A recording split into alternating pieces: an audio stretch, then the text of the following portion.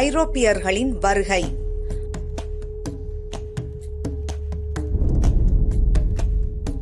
ஐரோப்பா கண்டம் ஆசியா கண்டத்திலிருந்து எவ்வளவு தொலைவில் உள்ளது? ஐரோப்பியர்கள் எந்த காரணத்திற்காக முதலில் இந்தியாவிற்கு வருகை புரிந்தனர்? ஐரோப்பாவிலிருந்து இந்தியாவிற்கு வரும் கடல் வழியை முதலில் கண்டுபிடித்தவர் யார்? அவர் எந்த நாட்டைச் சேர்ந்தவர்? இந்தியாவிற்கு வந்து நம்மை அடிமைப்படுத்திய ஐரோப்பிய நாடுகள் யாவை? இந்தியாவின் செல்வச் செழிப்பை பற்றி ஐரோப்பியர் எவ்வாறு அறிந்தனர்? இக்கேள்விகளுக்கான விடைகளை காண இக்காணொலியை தொடர்ந்து பாருங்கள். நாம் வசிக்கும் புவியில் மொத்தம் 7 கண்டங்கள் உள்ளன. அவை ஆசியா, ஐரோப்பா, ஆப்பிரிக்கா, வட அமெரிக்கா, தென் அமெரிக்கா, ஆஸ்திரேலியா மற்றும் அண்டார்டிகா. இவற்றில் ஐரோப்பா கண்டத்தில் உள்ள நாடுகள் ஐரோப்பிய நாடுகள். இந்நாடுகளில் வசிப்பவர்கள் ஐரோப்பியர் என்று அழைக்கப்படுகிறார்கள். இந்த ஐரோப்பியர்கள் இந்தியாவிற்கு எதற்காக வருகை புரிந்தனர்? நம் நாட்டை காண வேண்டும் என்ற ஆவல் அவர்களுக்கு எவ்வாறு ஏற்பட்டது என்று தெரியுமா? மார்க்கோ போலோ என்ற வெனிஸ் நாட்டு பயணிதான் அதற்கு காரணம்.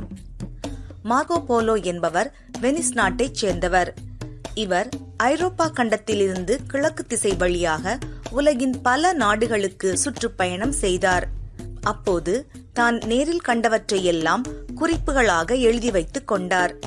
அவர் இந்தியாவிற்கும் வருகை புரிந்தார். நம் மன்னர்களின் ஆட்சி முறை பற்றியும் நாட்டின் செல்வச் செழிப்பை பற்றியும் இயற்கை வளங்களை பற்றியும்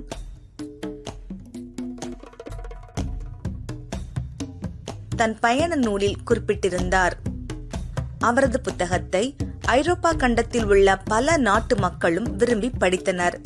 அவர்களுக்கும் இந்தியாவை காண வேண்டும் என்ற ஆவல் ஏற்பட்டது.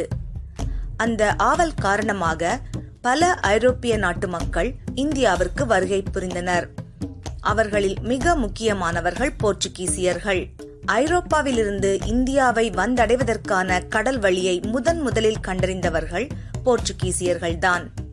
வாஸ்கோடகாமா என்ற போர்ச்சுகீசியர் கிபி, அதாவது பொது ஆண்டு 1498 கள்ளிக்கோட்டையை வந்தடைந்தார். இந்தியாவிற்கு வருகை புரிந்த ஐரோப்பியர்களில் மிக முக்கியமானவர்கள் போர்ச்சுகல் நாட்டைச் சேர்ந்த போர்ச்சுகீசியர்கள். அவர்களைத் தொடர்ந்து நெதர்லாந்து நாட்டைச் சேர்ந்த டச்சுக்காரர்கள், இங்கிலாந்து நாட்டைச் சேர்ந்த ஆங்கிலேயர்கள், டென்மார்க் நாட்டைச் சேர்ந்த டேனியர்கள், பிரான்ஸ் நாட்டைச் சேர்ந்த பிரெஞ்சுக்காரர்கள் போன்றோரும் இந்தியாவிற்கு வருகை புரிந்தனர். இவர்கள் இந்திய நாட்டுடன் வணிகம் செய்வதற்காகவே முதலில் வருகை புரிந்தனர். பின்னர் படிப்படியாக நம் நாட்டு பகுதிகளை வென்று தங்கள் கட்டுப்பாட்டிற்குள் கொண்டு வந்தனர். அன்பு மாணவர்களே, பயண குறிப்புகள் வரலாற்றில் எத்தகைய மாற்றங்களை உருவாக்கியுள்ளது என்று அறியும் போது மிகவும் வியப்பாக உள்ளது இல்லையா?